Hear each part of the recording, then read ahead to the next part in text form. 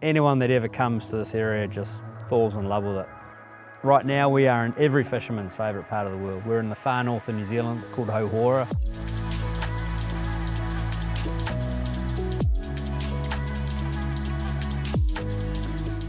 We're wet, we're salty, we're severely dehydrated, but I don't think anything is going to wipe the smiles off the boys' faces tonight. We just did an 80 nautical mile return trip in this little Haines Signature 543 SF centre console. It was all worth it though. We pulled a 20-pound snapper over the gunnels, and even better, it was caught on a soft plastic. I've never seen a fish of this size in my life. We've had it pretty tough though. The last couple of days, there hasn't been a huge number of fish, and we've done long hours in shitty conditions, but to catch that fish made it all worthwhile. The bloke we were fishing with is Alistair Arkell. He's a Kiwi fella, and in this video, he's gonna show you how to catch monster snapper. It's fucking heavy. It's a big fish. I'm Alistair Arkell, and I work for myself for a living in sales and marketing and digital media. From the age of 17 onwards, all I had on the brain was fish, boats, and being out there. My plan for the boys was just do what I do, and that's catch fish on lures, big snapper on lures. Day one was an excellent morning and then a very quiet arvo. So a little bit of pressure on to put some fish on the board for the boys, and day two started off just as quiet. All my regular spots that all looked outstanding on the sounder, but the fish had their mouths closed, and this wasn't a kingy trip at all actually. This was all about the snapper, but I sort of felt we needed to put a bend in the rod for Jack and Nick, and so we went out to a kingy pin. I only had 2 jigs, rigged up on 2 rods ready to go, and Jack put one over and get it up, mate. Get it up, boy. In about 10 seconds, 10 pumps, if that, hooked an absolute stonker of a king. Look, I don't know how big, but let's just say really big. And then the sharks just climbed all over it. Jack's onto a really nice fish. Just need to get it up before the sharks get it. We've got a massive bronzy problem in New Zealand.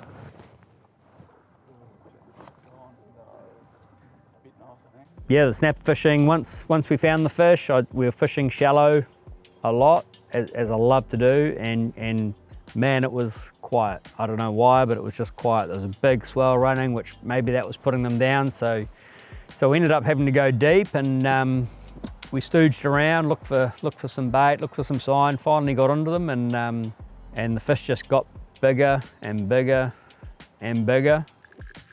Well, hooked up again. It's heavy. Not sure if it's a small king or a really big snapper, but there's a couple of tail beats there, so maybe a king. I never weigh my fish. I don't often measure them, but this one I think I did measure, and I think it was about 77 centimetres on the measure chart. Doesn't make the 20-pound grade, but it was a heavy fish. It would have gone pretty close, I think. So that's on the elevator rig with everyone's favourite 6-inch grub, New Penny. What an absolute beast. That is so heavy. That is massive. As a fisherman, any fisherman catching a really big snapper that is close to, or if not is 20 pounds, is you can't beat that feeling. I've been lucky enough to catch a few now, but I still get so excited about it, and it's what keeps drawing me back every time. I just love catching big snapper, and I love releasing them and see them swim away healthy, and it's cool, love it. Number one tip is just be keen, go out there, do it, have a good attitude, and just keep fishing. You know, like if you're lure fishing, that next cast could be a 20-pounder, or it could be nothing.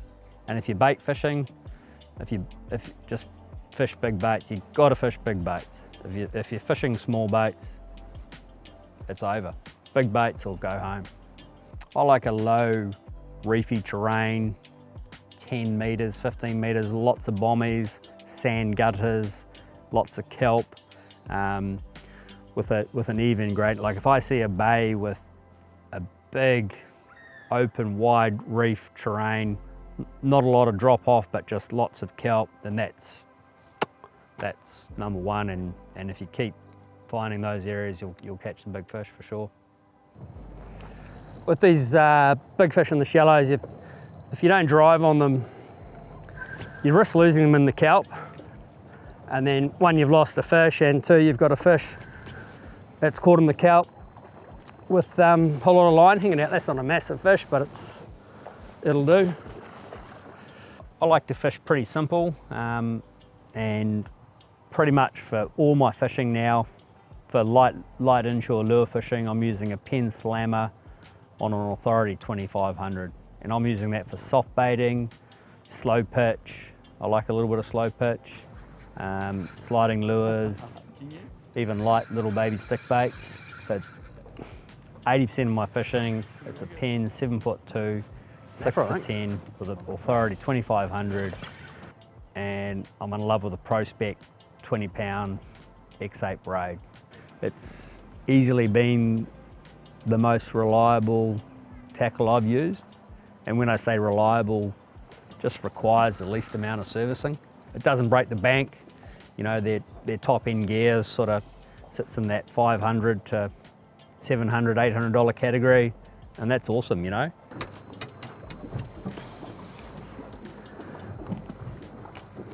That's my little slow pitch set, so just a little Penn Fathom Star Drag and a little Penn Regiment. Yeah, it's a nice little rig.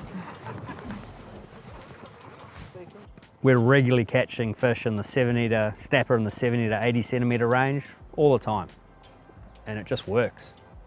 It's good gear. I fish gulp because gulp is the best, unquestionably.